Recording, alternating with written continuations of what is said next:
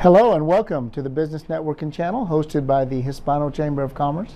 And I'm your co-host for today's show, Toby Rue. And I'd like to thank you all for being very consistent in watching our TV show. The feedback that we get for the Business Networking channel not only has inspired us to do better and stronger shows, but also has given our community and our members at large a great opportunity to showcase their business, showcase their events, showcase their ideas and some of the things that they want to do at a cost-effective manner.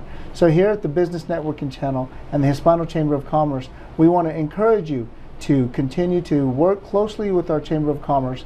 Contact Gabe, our new Executive Director, and let's find a place for you on our team, the Business Networking channel team.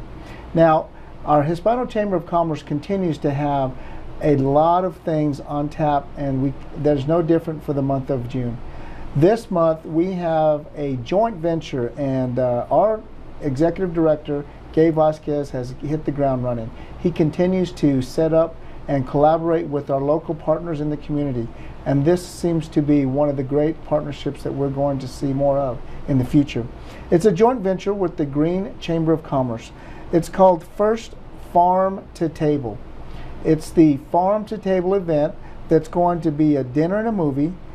It'll be held on June 21st at 6:30 p.m. at De La Vegas Pecan and Grill. Now, my understanding is there's going to be an assortment of local farm fresh vegetables and other type of local menu items, and it's going to come together. There's going to be a presentation and a movie, and it's going to be a great opportunity to come together as a chamber and as a community at large and get to shop local, eat local, and contribute to a very good partner of ours with the De La Vegas. The event is going to be $30 for chamber members, and again, it will be held on June 21st, 6:30 p.m. at De La Vegas.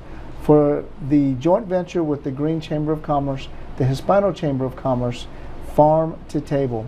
Now, as we continue to look for opportunities for the mix and mingles, our Executive Director is reaching out to our businesses and our local dining areas to find out how we can collaborate to bring those items to our members. So if you're interested, again, please give us a call at the Hispano Chamber of Commerce and get a hold of Gabe, and we'll make sure that you have an opportunity to showcase your business.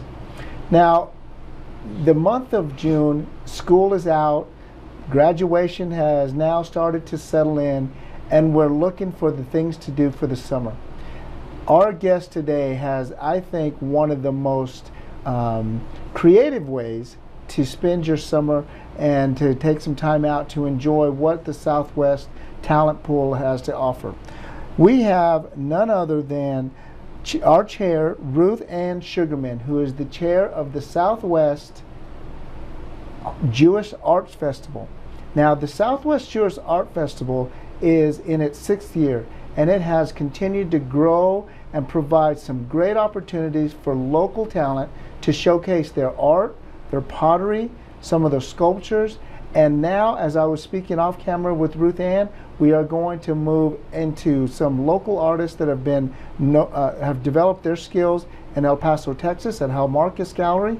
We also have local talent from Taos, New Mexico, and it looks to continue to grow to the Southwest to be a venue of some great talent to showcase the art. So in the audience today, in our studio today, our very good guest, Ruth Sugarman from the Southwest Jewish Southwest Jewish Art Festival.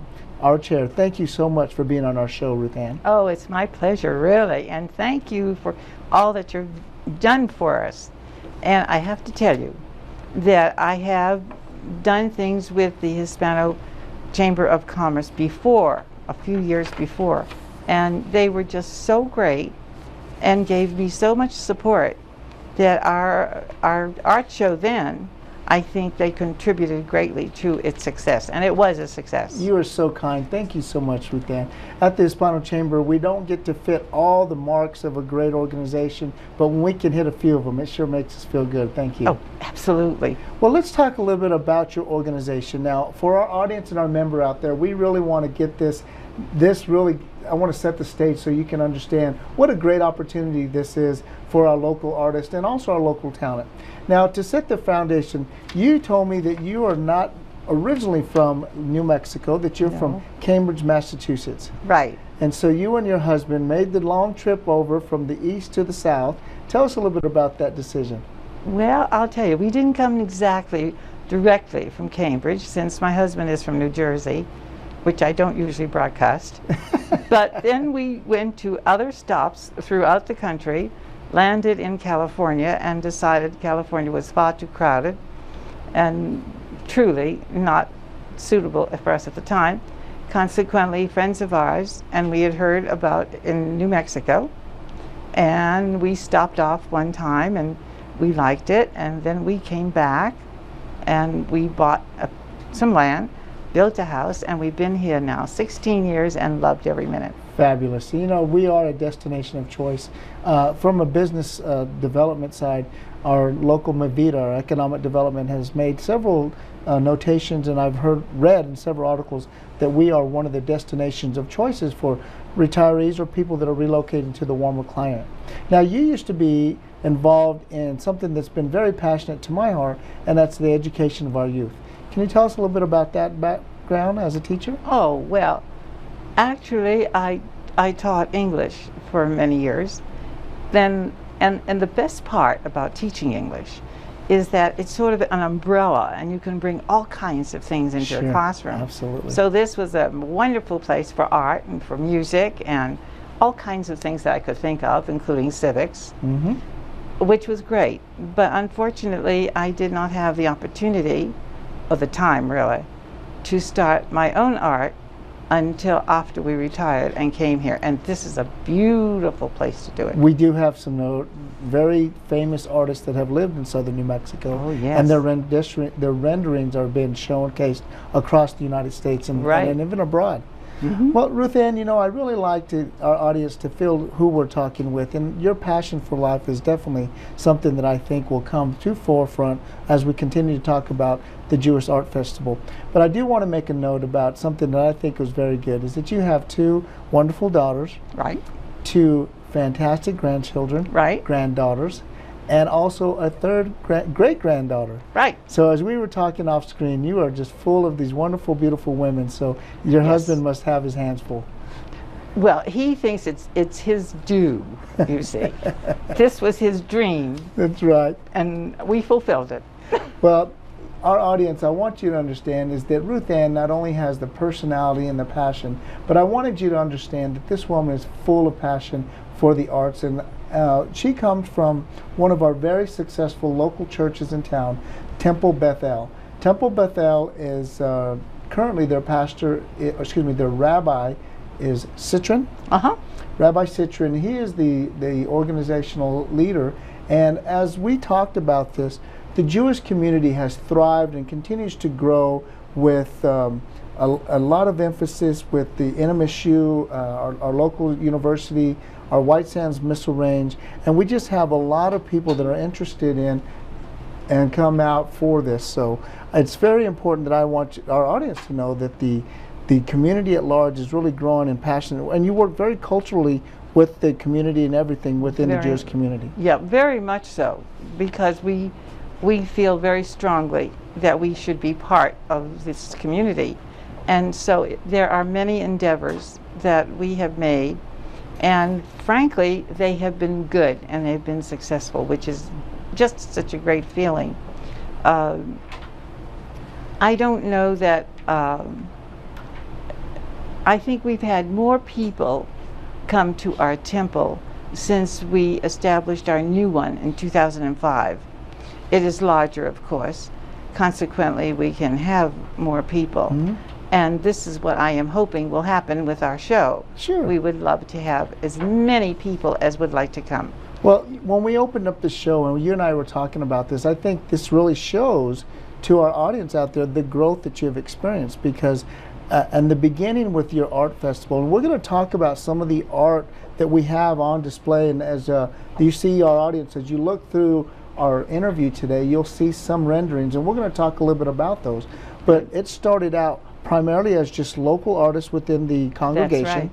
And then now it has extended out there. So for some of you aspiring artists that are out there, you know, we're really trying to let them know that we're targeting the Jewish artists and utilizing some of the Jewish culture to really come forward. So if you have in the back of your mind, you've been working on this and you want to contact Ruth Ann, let them know, and I'm sure they can find a place for them. Oh, we love it.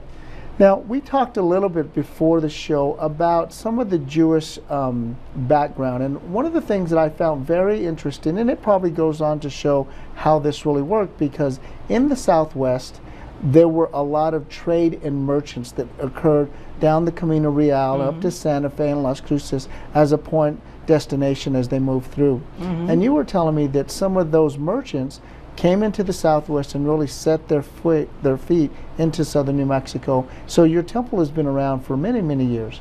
Yes, it actually started in the 19th century, the late 19th century, and it has just continued and grown. So, and we're very pleased because we now have 160 families, excuse me, which is great. Yes. And they have such a diversity in interests, in their origins, because they come from all over the United States and from many other countries, and many of them speak many languages and have so many talents and skills. You know, sometimes I sit there and I listen and I watch them and I think there is so much to learn. Sure. Well, being culturally diverse, it's no wonder that the Southwest is such an attractive venue for that, because we do have a lot of cultural diversity here in the town. Now, you talked about the families that you have at the temple. One of the things that I really appreciate is that it actually has a school, and the school is from K through 8. However, it's not as we said, it's not a substitute for the educational process in a public or private setting. It's a complement. Right. It's what we call a religious school, and starts at kindergarten and goes through, but it definitely is part of their general education as well. It's a very necessary adjunct. Yes. Because this is the way the temple started, because there were so many little ones that needed to be taught. And so it continues. And the thing is, too, that this learning and teaching goes on. Consequently, we have all of these other classes, courses, groups, whatever you want to call them, at all stages and ages. And we have people within the temple that will teach, but mostly it's the rabbi. And so we've been very fortunate. We've had so much that was available to us, and we've taken the opportunity. Well, it's just a great breath of fresh air to know that the community has accepted and really done very well with this. And what I wanted to make sure our audience knew is I wanted to unfold a little bit of the passion and some of the background that the Temple Bethel has come to, because we're going to get into the juicy part of this and the art festival here pretty soon. And I just wanted to share with our members that right now we have today Ruth Ann, who is the chair of the Southern New Mexico or Southwest Jewish Art Festival. Right. But we cannot leave one of your partners in crime, so to speak, out. Right. And we have your co-chair, who is Jerry Munchnikov, and was not able to join us today, but is a very important part of this organization. Absolutely, tremendously. She has been so wonderful. She is so enthusiastic. She is so talented, and she is just so ready and willing to do anything and everything that she sees, and does it well. Yep. So I feel very fortunate to have someone like that. Well, as a and dynamic, I feel the school, and I feel the whole. Not only that, but I feel that our festival has, as well as the temple. I was going to say, leadership comes in all shapes and sizes, and it sounds your dynamic duo has really put this together. Ladies and gentlemen, we're going to go to break right now, and today, like I said, we were speaking with Ruth Sugarman, who is the chair of the Southwest Jewish Art Festival. And when we come back from break, we're going to continue to discuss some of the wonderful artists, and we're going to show some of their renderings out to the public and show you more about their fundraiser that they're going to be having for display for the public to participate in. Here at the Business Networking channel, this is Toby Rue. We'll be right back.